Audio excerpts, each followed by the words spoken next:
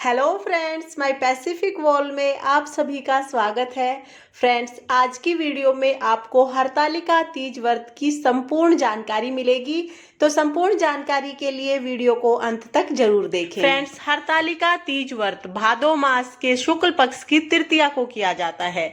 शादीशुदा महिलाएं इस व्रत को अपने पति की लंबी आयु तथा अच्छे स्वास्थ्य की कामना करते हुए करती हैं तथा अविवाहित लड़कियां इस व्रत को अच्छा घर वर पाने के लिए करती हैं। फ्रेंड्स, हरतालिका तीज व्रत 3 दिन तक किया जाता है, यानी कि व्रत तो एक ही दिन किया जाता है, लेकिन यह व्रत 3 दिन तक चलता है। यानी कि पहले दिन नहाए खाए होता है, दूसरे दिन व्रत होता है और तीसरे दिन व्रत का पारण होता है। इस तरह से यह व्रत 3 दिन तक चलता है।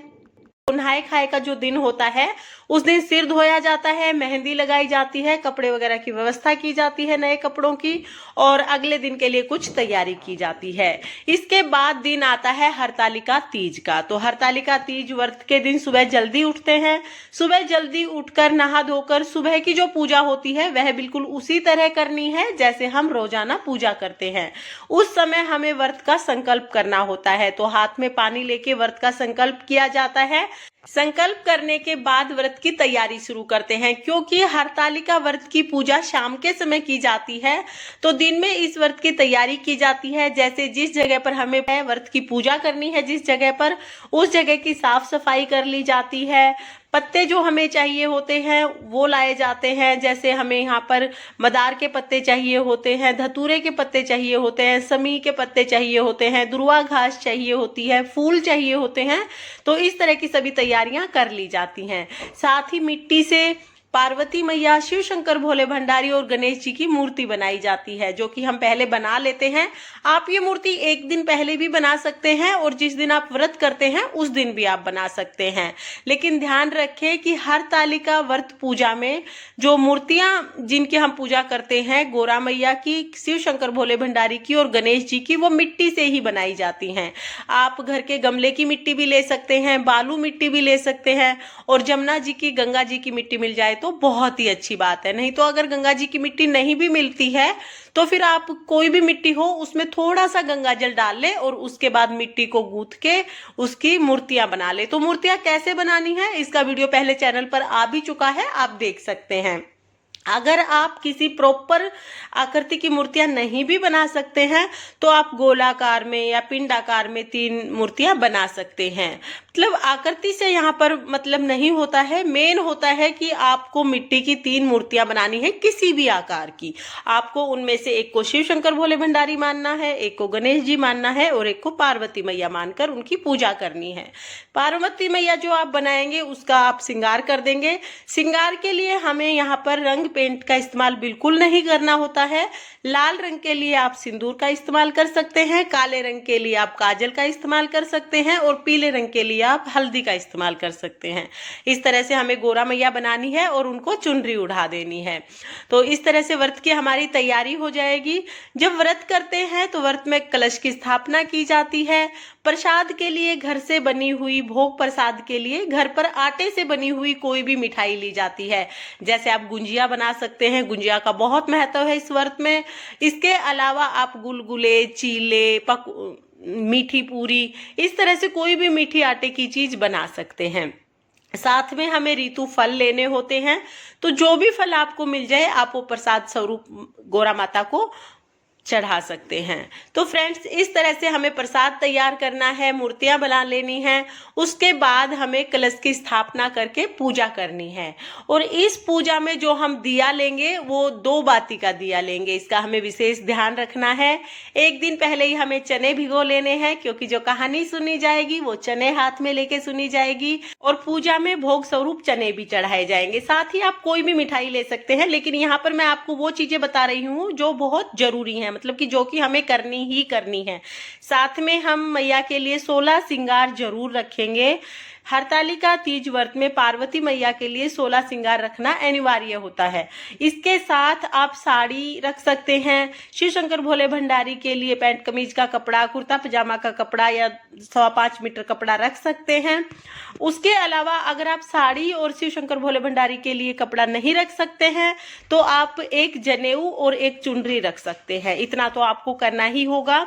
इस तरह से इस व्रत की तैयारी की जाएगी। फ्रेंड्स, पूजा करने के बाद जब हम व्रत की पूजा कर लेते हैं उसके बाद चौकी नहीं हटाई जाती है। चौकी इसमें अगले दिन हटाई जाती है। जब व्रत का पारण हो जाता है उसके बाद चौकी हटाई जाती है। और जिन कपड़ों को पहनकर पूजा की जाती है बाद में आप उन कपड़ों को चेंज कर ले, क्योंकि अगले दिन पारण के समय भी हमें वही कपड़े पहनने होते हैं जो कपड़े पूजा करते टाइम पे पहने थे। तो इस तरह से हम लोग पूजा करेंगे और अगले दिन जब व्रत का पारण किया जाएगा, व्रत का पारण अगले दिन किया जाता है इसमें। और व्रत का जब पारण करते हैं तो चने और गुड़ के साथ व्रत का पारण किया जाता है। यानी कि पहले आप पार्वती मैया को चने और गुड़ का प्रसाद समर्पित करेंगे, उसके बाद आपको चने और गुड़ खाकर व्रत का पारण करना है। इसके बाद बात आती है चौकी के विसर्जन की। तो चौकी का विसर्जन कैसे करना है फ्रेंड्स, जो फल वगैरह चढ़ाए जाते हैं वो आप प्रसाद स्वरूप सभी को बांट सकते हैं। जो भी भोग चढ़ाया जाता है आप वो प्रसाद स्वरूप घर में सभी को बांट सकते हैं। इसके अलावा सुहाग लिया जाता है। तो सुहाग कैसे लिया जाता है इसका वीडियो आपको चैनल पर आगे मिल जाएगा। सुहाग का जितना भी सामान हमने मैया को चढ़ाया है उसमें से कुछ चीजें आप अपने लिए रख लें और बाकी चीजें आप दान कर सकते हैं। किसी को भी आप दान कर सकते हैं। अगर घर में आपसे बड़ी कोई महिला है तो आप उसको दे सकते हैं, अगर नहीं है तो फिर आप धोबिन को, मालिन को या फिर मंदिर में पहुंचा सकते हैं। तो इस तरह आपको दान कर देना है। दक्षिणा जो चढ़ाई है, साड़ी जो चढ़ाई है वो आप अपनी सास को दे सकते हैं या उसको भी आप दान कर सकते हैं। जो चावल यूज हुए हैं वो आप चिड़िया के लिए छत पे डाल दें, चिड़िया या कोई भी पक्षी उन्हें चुग लेगा। उसके अलावा जो फूल और जो पत्ते इस्तेमाल हुए हैं उन सभी का हमें भूमि विसर्जन करना है। देखिए, आप जल विसर्जन भी कर सकते हैं, लेकिन मेरे अकॉर्डिंग, ये मेरी अपनी राय है कि जल विसर्जन से ज्यादा अच्छा भूमि विसर्जन होता है, क्योंकि इसमें प्रदूषण नहीं होता है किसी भी तरह का। अगर आप किसी नदी में, किसी नाले में अगर ये सभी चीजें डालते हैं तो उससे जल प्रदूषण की समस्या थोड़ी बढ़ जाती है। तो मुझे लगता है कि शायद भूमि विसर्जन करना ज्यादा अच्छा होता है, क्योंकि अगर आप भूमि विसर्जन करेंगे तो ये सारी चीजें कुछ समय के बाद मिट्टी बन जाएंगी और खाद बनकर मिट्टी को कुछ ना कुछ और ज्यादा उपजाऊ बनाएंगी। तो इससे कुछ ना कुछ फायदा होगा प्रकृति को, इससे नुकसान नहीं होगा। वैसे आप अपनी इच्छा के अनुसार जल विसर्जन भी कर सकते हैं और भूमि विसर्जन भी कर सकते हैं। जो हमने मिट्टी की मूर्ति बनाई है, मतलब पार्वती जी, गणेश जी और शिव शंकर भोले भंडारी की जो मूर्ति बनाई है उनका हमें जल विसर्जन करना है। जल विसर्जन हमें घर पे ही करना है। देखिए, जल विसर्जन घर पर कैसे किया जाएगा जिससे कि प्रकृति को कोई हार्म ना पहुंचे, इसका वीडियो भी आपको चैनल पर आगे मिल जाएगा। लिंक मैं आपको डिस्क्रिप्शन में दे दूंगी। और एक बात हमें ध्यान रखनी है कि जो लोग पहली बार ये व्रत कर रहे हैं, मतलब जिन महिलाओं की इस वर्ष शादी हुई है, जिन लड़कियों की, और वो पहली बार ये व्रत कर रही हैं, तो वो लड़कियां व्रत अपने मायके से शुरू करती हैं। अगर किसी कारणवश मायके से शुरू नहीं कर पा रही हैं तो फिर मायके से सामान आ जाता है व्रत करने का, यानी कि लड़की के कपड़े, श्रृंगार का सामान वगैरह आ जाता है और वो अपने ससुराल में भी ये व्रत कर लेती हैं। और जो पहला व्रत किया जाता है, आगे सारे व्रत उसी तरह से किए जाते हैं। यानी कि अगर आप निर्जला व्रत रखते हैं पहला व्रत, तो आपको आगे भी सारे व्रत निर्जला रखने पड़ेंगे। और अगर आप फलाहार करते हुए व्रत करते हैं पहला व्रत, तो फिर आगे भी आप फलाहार कर सकते हैं। इसलिए जब आप पहला व्रत करें तो अपने स्वास्थ्य को ध्यान में रखते हुए करें। और फ्रेंड्स, इस व्रत का यानी कि हरतालिका तीज व्रत का उद्यापन नहीं किया जाता है, आजीवन किया जाता है यह व्रत। तो फ्रेंड्स, ये थी हरतालिका तीज व्रत की संपूर्ण जानकारी। मैंने यहाँ पर आपको लगभग सभी बातें बताने की कोशिश की है जो हरतालिका तीज व्रत से जुड़ी हुई हैं। अगर आपको यह वीडियो पसंद आया हो तो वीडियो को लाइक करना, और अगर आपने अभी तक मेरे चैनल माय पैसिफिक वॉल को सब्सक्राइब नहीं किया है तो प्लीज सब्सक्राइब कर लेना और बेल आइकन को भी प्रेस कर देना, ताकि मेरी आने वाली वीडियोस का नोटिफिकेशन आपको मिल जाए। देखने के लिए बहुत बहुत धन्यवाद। ओम नमः शिवाय।